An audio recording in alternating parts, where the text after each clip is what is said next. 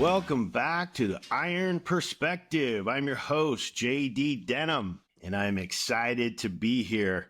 I have a guest on today who has become a good friend of mine. I like to call him more of a brother. I think you're going to all enjoy him as much as I have enjoyed him. I'd like to tell a little bit of the story about how I met him before I gave him the microphone. He's a financial guy. I would call him a financial guru. I've been following his YouTube for a long time. A lot of people know that they know me as a fitness guy, but before fitness guy, I was a mortgage guy. So I love finance, everything. So I'd flown out to Miami to a financial conference, and I was sitting there with a couple of my buddies. And I saw Joe sitting there by himself. And I know that guy. He's got a cool YouTube. I watch that guy all the time. I went up to him and I just said, "Hey, brother, I'm JD. I shook his hand and just said, "I love your show." And, we talked for a second. Then I went back and sat down. And Joe came over and he said, "Can I sit with you?" And then we ended up talking. And a good friendship has stemmed from that. I'll probably dip into a little bit more of that as we kind of get into the show. Without further ado, this is the guest today is a good friend of mine, like I said, and a brother. He runs Heresy Financial. He has a huge YouTube channel. He is like I said, just a financial guru, probably one of the smartest guys that I know personally. And he's just been an asset to me, who I have become in the last couple years. So Joe Brown, welcome, my friend.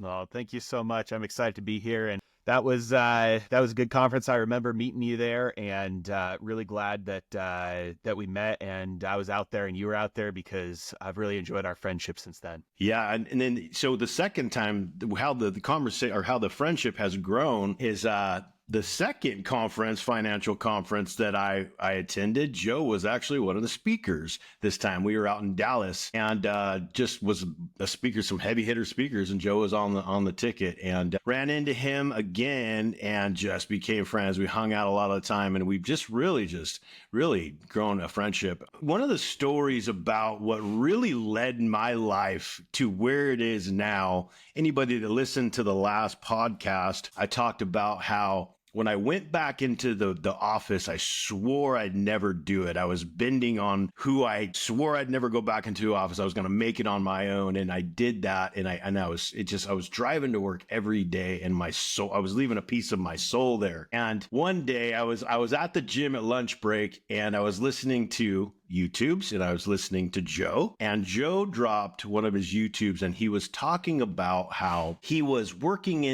he was a stockbroker. He was making very good money, somewhere around 300K, which anybody would call great money, but he was miserable. He kind of, like how I just articulated that, his soul was dying, and he just was not happy. And he talked about the story about how he left the security of that job and started his YouTube and just the journey on what he did. And I was so moved by that story. I remember that I decided right then and there, I was going to quit this job, and I was going to keep my word to myself, and I was going to make it on my own. And I remember shooting him a text, and I just remember saying, "Hey, brother, I loved that. That was so moving to me." And so such a cool story, man. It was, tell us a little bit about that. I know that you were a stockbroker, you were making really good money, but you were not happy. What exactly were you not happy about it? Well, I guess, part of it was when you're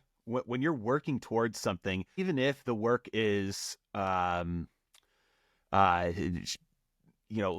of things that you don't like, and, toilsome and hard work and not very rewarding, at the very least, there's something ahead of that you're working towards. And so for a good 5 years, that was kind of the grind that I was in. And I started off in the industry making no money, at all. Like, literally, I had somebody ask me one time, they were like, "Hey, do you ever break your budget?" Because he knew my wife and I were on a very strict budget. My wife stayed at home with our first kid, and we're living in this tiny little apartment. I was like, "What do you mean break the budget? We literally have this much money, and if chicken costs $10 more this month, that means we're spending $10 less somewhere else." It's like, there's no such thing as breaking the budget. We are spending every dollar, and, coupon clipping in order to get our groceries for the month. It's like, there is no buffer zone. And so that's how we started off. And so it was constantly in this very motivated grind to get to the next level in order to start making more money. And after about 5 years, I had hit in my company the kind of the pinnacle of where I could go. And like you said, I was making somewhere between 250 to 300. And all along, the job had been miserable, but at the very least, there was something ahead where I could say, "Oh, then it'll feel like I've made it if I can get to that next level." But once, if you're still miserable, once you get to that point, and it's like, man, there's really not much keeping me motivated here.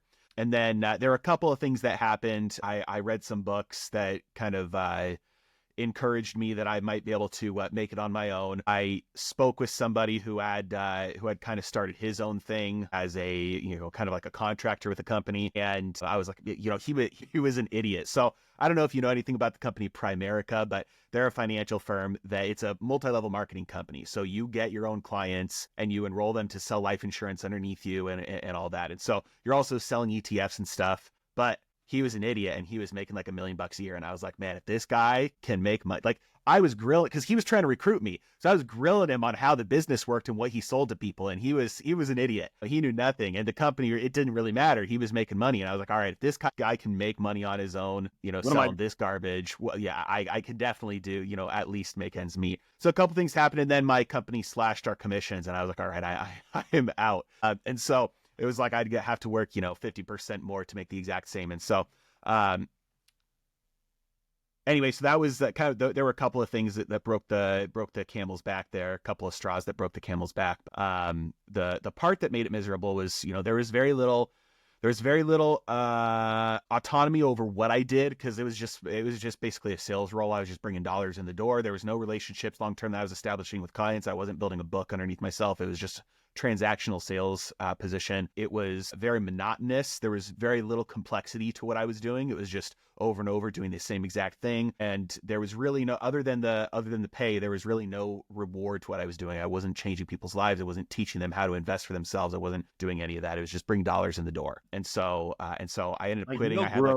I mean, I think as humans, we're just supposed to grow. I mean, we have to. It's embedded in our DNA that we are supposed to. We're always under construction, right? We're always under construction. And if you're driving to a job where you're just miserable, it literally sucks the life out of people. But that's what most people do. Yeah. And I wouldn't say that I was depressed, but because I think that there's probably people that have some, an actual medical condition. So I don't want to steal that word, but it was the most depressed that I ever felt. And it was to the point where it's like Friday afternoon was like the highlight of my entire life. It was like, I'm so close to freedom. And then Sunday afternoon, it was the worst time of my life. It was like, I have 5 days in front. And it got to the point where it wasn't even like Monday morning. It was Sunday afternoon because I knew it was coming. And it was not good. So cutting that lifeboat, regardless of just sailing into the unknown, it's got to be liberation. Oh man, right? Absolute liberation. In fact, if I can find it, I'll show you. But I driving home after because in the financial industry, if you you give your 2 weeks, but they walk you out immediately right because away. You're going to go to another firm, something like that. It's like, all right, you're just going to take your 2 weeks, not working here. And so I went in, I said, hey, I'm giving my 2 weeks. And they said, are you going to another firm? And I was, probably. And so we're walking out. And literally driving home, that was one of the most, that was probably in the top 3 most free I had ever felt driving home that day after I had quit. And I'm pulling up I'm pulling up the picture here now. It was Take a picture of yourself. This is what freedom looks like. Exactly. Yeah. No, I know. Well, man, it's literally amazing making $1 for yourself compared to making $1 that somebody else helped you generate. Do you know what I mean? It's hard to explain until you actually do it. It is. It really is. You know what I mean? It took me like 9 months or about 6 months before I made my first dollar. But this was I don't know if you could see. That's liberate. That's a face of Yeah. freedom right there. I was literally, I texted my buddy and I said, I quit. He's like, no, you didn't. Did you really? And I texted him that on the way home as I was driving. But yeah, that was a high. And then it was 6 months of literally spinning my wheels, doing everything I could think of underneath the sun. And it took me about 6 months before I made my first dollar. When I did, man, that was good. That was a good feeling, but Yeah. it So was a long, hard time. you worked for that long and didn't. So you were starting to probably get a little sketched out by it. Well, yeah, Should because I I have had done it? given myself a 6 month runway because I had some investments, I had some savings, and I had some income. But I was like, all right, if I don't make any money in 6 months, then it's like I'm gonna go have to, either go back and get another job in the industry or maybe flip burgers on the side while I still try and get this thing going. And so it was December. I remember the night I was filling up my gas tank and I was refreshing my mail app when I was filling up my gas, and I saw an email come through and it said, "Sale, you've made $299 or whatever on my Yeah. product that I was selling." And man, I almost started crying there. I was like, all right, I can do this. So that gave me the It's motivation. It funny. was It's for people who are listening. So a little bit of a stop here. So Joe, that his story lit a fire in my story, and I did the same. I mean, it was so similar in regards to that. I went home, I sat with my bride, and I said, "I'm miserable." And my wife said, obviously, I don't want to see you like that. And we sat down, and I just decided that I was gonna do a fitness channel and start doing that. And I had so many. I mean, pretty much everybody except for my bride basically was gonna tell me that it didn't work. It wasn't gonna work. But betting on yourself, like I said, it's liberation, man. Like again, and Joe has helped me. He's been a vital person for where I've become in just the last year. He's been such a powerful person in my life. But that's why I love Iron Sharpens Iron. Your story is what lit a fire in me, and hopefully my story lights another fire in other men. And that's the beauty of life. I want to get into that a little bit more, but I do want to start right now, and I ask everybody this because I'm always intrigued by this. So where you stand in life right now, right? From your perspective of you, who are you? Who is Joe Brown? That's a tough question. Father. I know you're a great father. What's the most important, if you had to explain yourself to somebody, how would you articulate that to them from your perspective? Yeah. I think that a lot of times people tend to like rank order their life in terms of, okay, well, this is priority number one, and then priority number two, and priority number three. And in practice, I don't think rank ordering priorities in your life actually is what life actually looks like. I think it looks more like concentric circles. So I think at the core, like at the center, is, I think for most people, even if they don't know it, is whatever their system of faith is, whether they're a Christian or an atheist, or they, worship the government or whatever it is. Your faith, your worldview, your beliefs, that's the core, and that's the center, and that drives everything you do. And then at least for me, the next portion around that is going to be my family for sure. So I know we were talking about this a couple of times, but I know quite a few people who are making quite a bit more money than me, and I talk to them about their schedules and what they what a day in life looks like for them. It's waking up super early, getting straight to work. Maybe you go hit the gym later, and then you get back to work, and working late as well. I know people who are in their 50s, in their 60s, and they've got kids now who are in their 80s, and they don't know their kids. And I heard this quote that'll stick with me forever, that in 20 years, the only people who will remember that you worked late are your kids. And maybe for some people, it's going to be necessary, right? Sometimes you're in a phase of life where it's like, I literally won't survive if I don't get this thing going. But that mentality is very easy to carry through as you're climbing up the hedonic treadmill, meaning you're just upgrading your lifestyle, and you're lying to yourself saying that, hey, I'm making more and more money so that my kids can have a better life later on. But especially when your kids are young, they don't care about any of that. They just care about spending time with you. And by the time they get into their early teens and their late teens, obviously they're going to want to spend less time with you. In fact, by the time kids are like 12 years old, you've spent about 80% of the time with them that you ever will in their entire life. And so it's the earlier is more important. And so I've intentionally kind of made some guardrails where I'm like, all right, well, 5:30 is the cutoff time, no matter what. Like if I have to ignore some messages or whatever, and maybe at night after the kids go to bed, I go back in and get back to work a little bit for sometimes at night. I know I'm leaving a lot on the table, but at the same time, it's like we're doing very, very well, and I'm only not doing well compared to the people who are above me, Right. but doing fine. Yeah, and I remember Joe and I have had this conversation. I love that. I love that because we've talked about that, and I think about that conversation often. Because I'm in my office, and you know my story. I've been working like from morning till night. Things have been great. My life has just radically changed in the last year, and I think about our conversation a lot sometimes when I'm sitting in this office and I hear my boys upstairs and I put my phone down. Not every time. I'm getting better at it. I'm very disciplined, but I need to enforce this discipline a lot more. But I put my phone down and I don't bring it. I go upstairs and I start wrestling with my boys. And I'm telling you, man, it's priceless. There's no price tag. You know what I mean? Did you see that there was some type of a study that they did, and they put Facebook posts or Instagram posts or something, but it was so powerful, where they did this study when they asked the parents, they sat them down and anybody in the world who you can sit down and have dinner with. And the parents are like some professional baseball star, whatever, some, movie star, whatever. And then they asked their kids, right? If anybody in the world, like young kids, can sit down and have dinner with, and literally like 99% of them said my mom and dad. Yeah. Right. And I remember seeing that going, wow, how powerful is that? It's so important to just slow down and find the perspective, which is like what you just said. Like my boys are 3 and 9 months, and they're going to be 12 like that. And they're going to be with their friends. Those times are going to be gone forever. So I respect you for that. It's been a conversation that you and I have had few times, man, and I think about that often, man. And again, it's one of the reasons why I wanted to have you on here, man, because your work and life balance is what I like to call Jedi shit.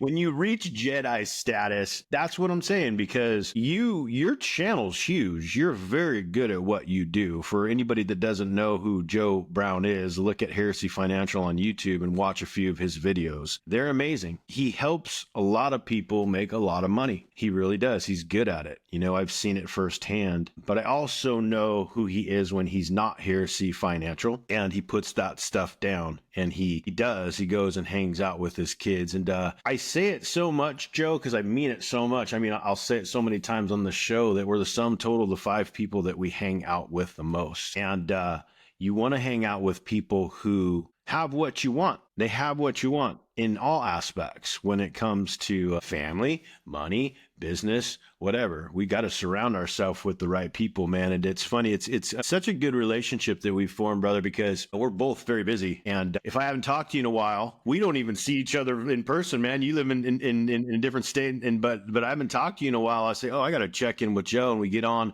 a Zoom call or something and we touch base, man. Those are the friendships for me that are just so powerful in the world today, because as we get older, man, I just realize, for a lack of a better way to say it, most people are just full of shit.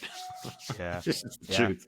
So when you get real, it's just really important, So I want to tell me a little bit about, you're a successful guy, what anybody would call success. What have been some of your biggest challenges in that success? Like, what are your biggest challenges being a successful, wealthy guy? But what are your challenges today? So from a business perspective, I think this is going to kind of probably depend on person to person. This is not something that I think most people would struggle with. But for me, I learned that I was actually very bad at delegating and being a good leader, to the point where, so I could tell this story now because we worked through it. And so I'm not going to hurt anybody's feelings. But I hired a couple guys to do video editing for me because this was years ago. I was burnt out from doing it all myself, and I was just done with it. So I hired these guys. They were pretty bad. In every single video, there would be like spelling errors on the words that would pop up on screen. You know how, like, do you know what B-roll is, where it's like video footage or stock footage comes up when you're talking about something? I would make a comment about something being illegal, like, hey, this is unconstitutional for the government to do this. And the footage that they would show would be like a cartoon of a police car that was like flashing weird colors. I'm like, what was the thought process here? Because this is so goofy and weird and terrible. Like, it was, but I was so burned out that I chose not to address it head on, partly because every time I did address it, I was so frustrated with it. Like, hey, this is my video. People think I'm making these mistakes. It looks bad on me. So I would come across pretty critical and angry. And it would sometimes get worse, because then they wouldn't come to me with questions ahead of time, because they would think that I was going to get angry at them. So anyway, I was planning on firing them, and I was just interviewing new people because they were pretty bad. So when at one point they approached me and they said, hey, we want to do some more stuff for you. And so let's talk about, potentially, an increase in compensation to do these extra things. I was like, absolutely not. I'm getting rid of you guys. Like, this is going the opposite way. And they're like, okay, well, can you tell us what we did that is making you look for somebody else? So I was kind of like nice about it, but I was like, hey, there's just too many mistakes, that type of thing. And every time I tell you guys to do something, it's like I say one thing and it seems like you do something completely opposite. And then they're like, okay, well, what are you looking for in this new team? And so I told them what I was looking for. And they were like, okay, well, if you're looking to increase the quality of like the production, it sounds like you're going to have like a longer turnaround time. Cause at the time I was doing a video every single day. So they had like 6 hours to edit a video and post it. And I was like, yeah, so there'll be like a 3-day turnaround time. He's like, can you let us try that? Can you give us 3 days? I was like, all right, well, here's the deal. If we're going to try this and I'm not just going to get rid of you guys, I'm going to be brutally honest with you. And they're like, yeah, that's fine. We would want that. And so I was like, all right. And so for about 3 months, every time they posted a video, I would go through it with like a fine-tooth comb and say, this was everything you did that was okay or good, and this was everything that was terrible. Never do that again. Tough crowd. And I was intentionally very brutal, and I was very honest with my emotions about it, because when they do a spelling error, I'd be like, guys, like, this looks bad on me. You're making me look like an idiot. I'm trying to teach people how money works, and I don't know the difference between there and there. Like, that's not acceptable. Right. And so anyway, it was brutal, but I was also very intentional to say, this was amazing. Do this again, do more of this. Because if you're just critical, then they're like, oh, he hates me, and they're going to withdraw, and they're not going to want to come to you with a question, and that's going to pop up as a problem later. And so every time I did that, the next video was better. And then I gave more feedback, next video is better. And it got to the point now where, those kind of reviews are not even necessary anymore. And you still use them? I still use them. Yeah. Wow. That's a good story.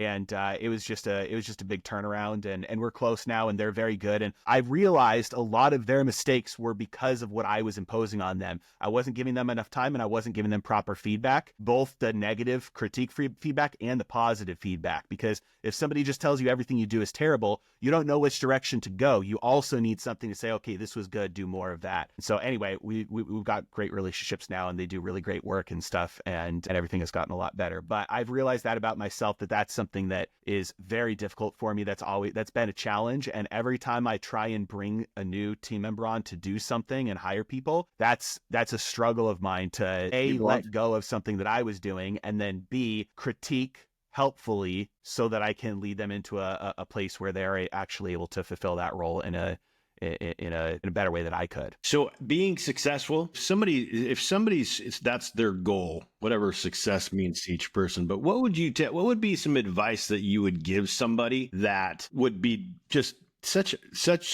so important for the next stepping stone for them to be successful? Like, what would you say is one of the most important things that leads to success? I would say there's probably 2 things. The first thing is that you have to be honest with yourself about what you really want. Everybody says they want to be skinny, but when they're shoving the Oreos down their face, what they are really, their wants that they are expressing with their actions, so their true wants, they're saying, I want these Oreos more than I want to look good naked in the mirror. And so you have to be honest with yourself about what you really want. And if you're saying that you want to get in shape and that doesn't line up with your actions, then you don't actually want that, which is fine as long as you are being honest about it and not lying to yourself and lying to others. And so if you're saying, I want to be successful with my fitness, or I want to be successful with my money, what are your actions doing? And if you're saying, okay, well, I want to make the change so that my actions and what I say I want actually align, it's going to take more than motivation. Motivation is doing something when you feel like doing it, which obviously easy. If you're fat and broke, then you're not ever going to feel like doing the right thing because you haven't felt like doing the right thing. And so then the next step from there is discipline, which is just doing something when you don't feel like it. But I actually think discipline is overrated. You may disagree with me about this, but discipline is doing something when you don't feel like doing it, which is actually a very difficult thing to do over and over again. And the step beyond that, I think, is just identity. And so this is not my quote. I can't remember who said this, but if you ask me, because I don't know about you actually, but if you asked me if I was a smoker or if I wanted a cigarette, and I said no, and then you said why, I wouldn't say because I'm trying not to smoke. I would say I'm not a smoker. Yeah. It's not part of my identity. And so I'm sure if I asked you if you wanted a drink, it's part of your identity now that you don't drink. You are a sober person type of thing. And so I think identity is the step beyond discipline, where it's just like, that's who I am. Like, I go to the gym every day. It's just what I do. It doesn't take discipline or motivation. It's just, that's part of my habit, part of my routine. Yeah. Right. And the way that you get there, though, is by taking one little step. If you're, let's say, extremely overweight and you want to get in the gym every day, well, day one, don't go into the gym, work out for an hour and a half, and be so sore that you literally can't get up off the couch for the next 6 days. That's a bad move. Take one step. Don't try to take 10 steps at a time. So literally, what I would recommend to somebody who's like never been to the gym, today what I want you to do is drive to the gym. Don't get out of your car. Drive to the gym, drive home. Do that for 3 days in a row. On day 4, you drive to the gym, get out, go inside the building. Do that for a couple of days. Just go inside the building. Don't touch a machine. See if you can go inside the building for a couple of days in a row. And then from there, now you're going to work out for 5 minutes, and do not work out for longer than 5 minutes for a couple of days in a row. That's it. And what you'll find is after slowly, incrementally increasing the, improving what you do, now you're a month in. And for a month, you've gone to the gym every single day. You've gotten out of your car at the gym every day. You've gone into the gym every day, and you've worked out every single day. What's harder to do?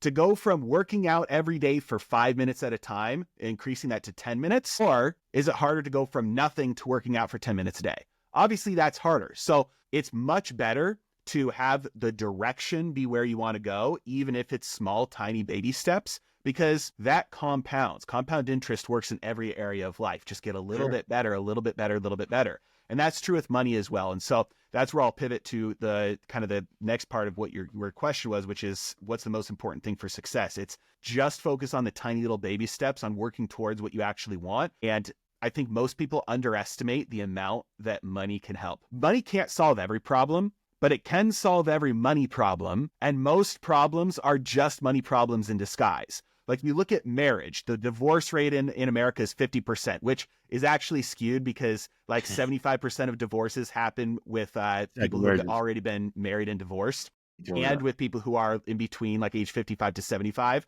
But if you get rid of those people that have like the multiple divorces, divorce is way lower. Anyway, most divorces happen because of money problems. When they've done surveys of people who have gotten divorced, financial stress caused relationship issues. And so it's like, well, maybe it wasn't actually a marriage problem. Maybe you should have gotten your finances in order. Maybe you should have gotten out of debt, gotten better at saving, gotten better at investing, and you would have been able to focus on fixing the relationship if the money problem wasn't there.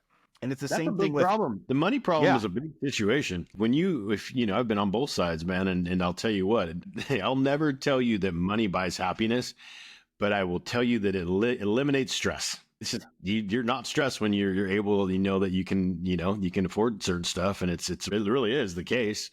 And that's a big, you take that money out of a problem in a relationship. You're right. It's true. Let's just call it what it is, Yeah, exactly. And certainly you can outspend any income. And being addicted to spending money is not a money problem. That is a personal problem that you have to fix. And so making more money will not solve the problem of being addicted to spending money, because it's very easy to spend a couple $100,000 a month. Like, it sounds crazy, but there's the reason you grow into it. There's a reason why every lottery winner is bankrupt 5 years later, and everybody who leaves the NFL is bankrupt within 5 years of leaving the league. It's like, you can outspend any income. And so you have to be able to learn how to manage your money. Money will solve any money problem, and most problems are just money problems in disguise. And so especially if you are trying to start a business or have more time with your family or whatever it is that looks like success to you, usually finding ways to increase your income, like a side hustle or a business or working your way up the ladder,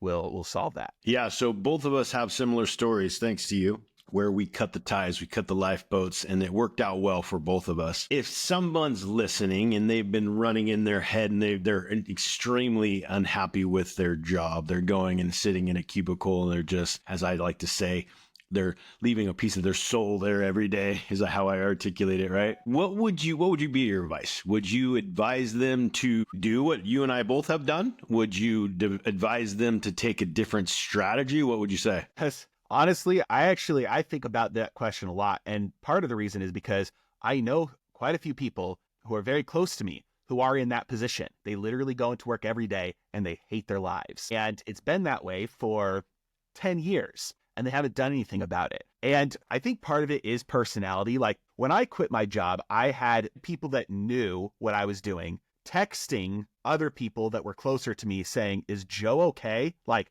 what's happening right now? Is he going through some midlife crisis or what's going on? Like, why is he doing this? Like, he had a great job and now his, family, he doesn't have an income, blah, blah, blah. My parents were texting me like job applications, like their job openings saying like, hey, you could do this. Like there's this mobile job. Like, hey, you should, and it was like, I get it. Like people were concerned about me, but, I had tried to start little businesses on the side, at least once every 6 months for the past 5 years.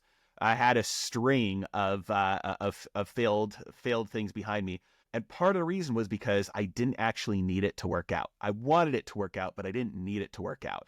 And there's an old quote, I think it was, I don't know, when I was a kid, I was watching some like boxing montage and there's this motivational speaker in the background saying that you won't succeed until you need it as much as you can need to breathe. Right. I love You're that held stuff, as being held underwater. I don't remember who it was, but it's a famous line. Anyway, when I had no safety net, I burned my boats, and I was like every day. It was hard to fall asleep at night because I was so stressed about how I was going to pay the bills.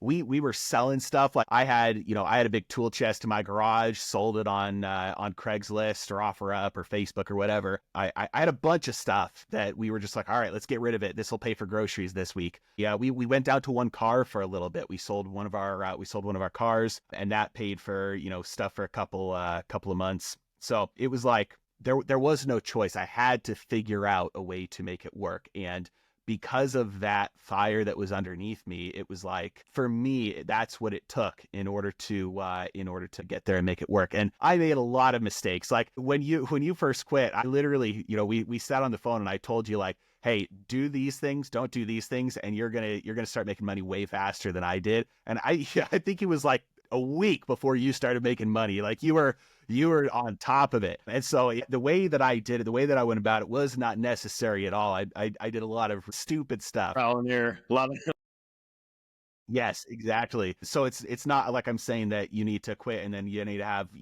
a 6-month time frame before you can make money. That's what it took for me, but it shouldn't have.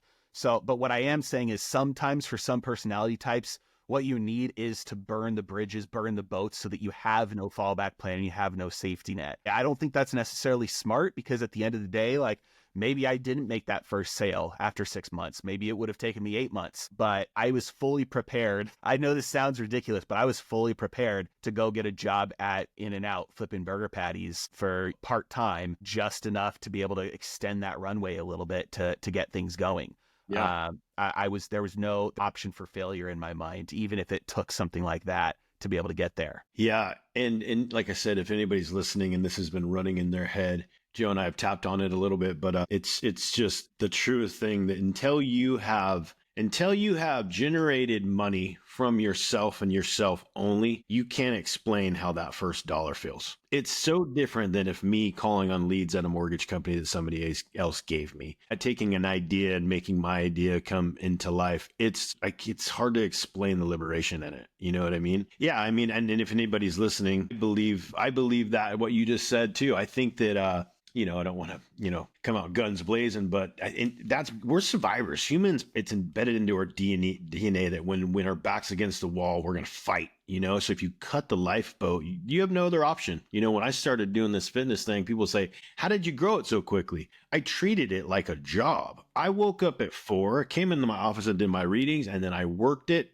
all day long. I was creating content. I was learning how to edit, and I made a lot of stupid mistakes as well. Now, I had guys like Joe at my disposal, so to speak. I didn't pay him any money. I just surround myself with the right people, and I would call him. I say, hey man, can you jump on a call? And he would literally get on a call with me. Or if I'd shoot him a text, he would literally send me a 15-minute loom and explain what I asked him. No, I didn't ask for that. That's so much of your time. And I know I've thanked you numerous times, but the point of me saying that is show me your friends and I'll show you your future, right? If you're not hanging out with men that are more intelligent than you, have more than you have, if they don't, you need to be around people that are above you, so that energy pulls you. If you're hanging out with people that are below you, it's contagious.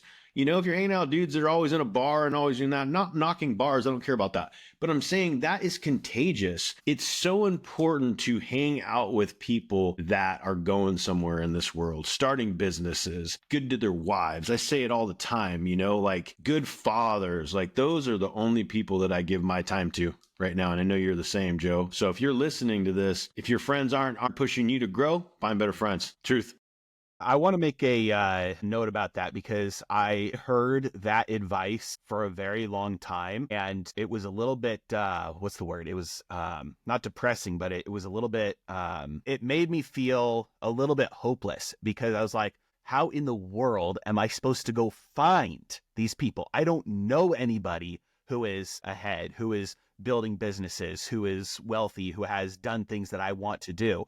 So how in the world am I supposed to surround myself with these people? And I want to make a note of encouragement because the brain does not know the difference between studying people and hanging out with people. So when you watch YouTube videos of people telling their stories, when you read biographies of these people who have had success, when you listen to these guys on their podcasts, when you follow these people on, Twitter or social media, and you are consuming that, there's that your brain, you can't tell the difference between that because those are the people, those are the words, those are the sentences, those are the emotions that you are surrounding yourself with. That's the exact same thing as you going to, coffee shops or bars or whatever with people and absorbing that, life energy from them, if you want to call it that. And so for me, I didn't know that was the only way that I knew how to get around people like this. And so there's an endless amount of free resources online to be able to do that, or cheap resources. If you can't afford a book, go to the library, watch YouTube videos, listen to podcasts, and just spend all of your time absorbing the wealth of knowledge from people who are ahead of you that way. Take action is what I just heard. Take action. Get off your butt. You're definitely not going to find it coming home, popping a beer and sitting on the couch and crying. Take action. I'm serious. It doesn't matter, just get off your butt and do something. That's it. Just it, man. And again, there is a wealth of knowledge sitting in our pocket. Watch YouTubes of guys like Joe, Alex Hermosi. I could go on and on about the guys that are just so powerful in regards to their words. When they speak, people listen. Why? Why do they listen? Well, figure it out. Why do they listen? They obviously have something to say. Anything's at your disposal. You can literally learn anything on YouTube. Great advice, man. Great advice. I'm curious. You're at the end of your life. You're at your few of your last breaths. You turn around and you look at your life. What is your legacy? What do you want to leave? That's a good question. I don't know. Well, number one, I think that, kind of bringing back those concentric circles from earlier. I would, first I would like to look at the results of what I've done. I think focusing on trying to leave a legacy is a little bit useless. I don't know the name of any of my great grandparents. One of them, there was a Eunice. That's it. That's all I know. And so within a couple of generations, there's not going to be a legacy. Nobody's gonna remember your name or think about you ever. But there are a lot of things that have gotten passed down to me because of the way that my parents and grandparents and great grandparents and so on lived their lives and, kind of raised their kids, and how that kind of filters through the generations. And so I would like to not at what people would remember me for, but what kind of lives my kids and grandkids live, what they're able to do. Part of that I think is going to be having successful marriages. I think we didn't really talk about this today, but that's by far the number one thing that has contributed to me being able to do anything. Like I said, she stayed home, didn't work. She's been raising the kids. She homeschools them. They're like 4 grade levels ahead right now. Oh, that's She was awesome, dude. okay with me quitting my job and not having an income for 6 months. It was like, just, I wouldn't be able to have done half of what I've done without her. And also she's my best friend. Like literally my friends will ask to hang out and I'll be like, I don't know. That sounds like a lot less fun than just, not going out and just hanging out with my wife. And also she's going to be the one that I'm going to be with forever. Like the kids are going to grow. They're going to move out. It's like, that's a long time to be with somebody. I think that's the number one most important thing. And I hope my kids find somebody that they enjoy as much as my wife and I enjoy each other. Do you think that is what's missing out there? Because I have the same relationship, but my wife is my everything. Like we are so in today's world unorthodox because she stays home and takes care of my boys. I work. And if I have to work 20 hours a day, I'll work 20 hours a day. It is what it is, man. Like I want her to stay home, and that's awesome. I've never heard you even told me that your children are that head, but my son is off the charts intelligence because my wife has been down on the floor with him, teaching him. I mean, he knew his colors before other kids could speak. I mean, he's just leaps and bounds. Do you think that is what's missing? Because we both have the same type of a situation. Do you think that's what's missing in society? The fact that both parents are working? Well, I mean, I think that's a huge thing. And that goes back a long way. I've made YouTube videos about this, but the whole public school system was designed to churn out a tax base in America. And so you learn nothing about how money works so that you don't save, you don't invest, you go into debt, you're screwed because you have to be an employee your entire life and they take half of your income for taxes your entire life. It's like, that's what the public school system is designed to churn out. The reason why it's stuck like that is because that's funded through inflation. And so because the cost of living keeps on going up every year, both people have to work and school is there to be daycare for your kids. And so you get locked into this cycle that's very, very, very difficult to break out of. But I do think that's absolutely what's missing. And like I said, I know a lot of people who would prefer to quit their job for 6 months and try and start a business on their own. I know their wives, and they have all said absolutely never. No way possible. A lot of people very close to me, like pension income.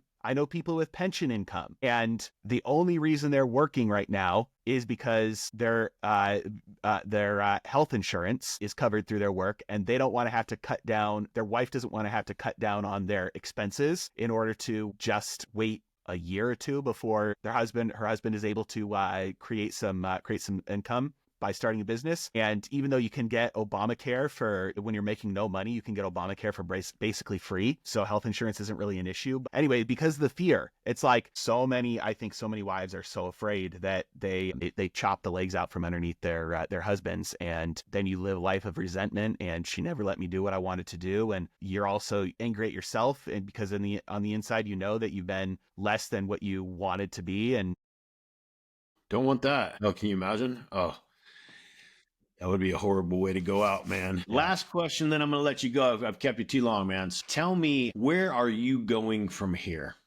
What's next for Joe Brown? I know you got your YouTube. That's super successful. Are we sticking there? Are we looking at different things? Where are we going from here? I did an exercise years ago, closing in on 10 years ago now, that where, you not, I don't want to call it vision quest. I don't know exactly what to call it, but trying to meditate on and like come up with a vision of what you want your future to look like. I don't know if this was, to me, it felt like one of those times where I felt like God was speaking to me. And my mission and goal for my life since then has been to take care of my tribe financially. And the cool thing about that is that the very, very lowest level of that is obviously my family, my wife and kids. But the more successful I am financially, the bigger I can make my tribe.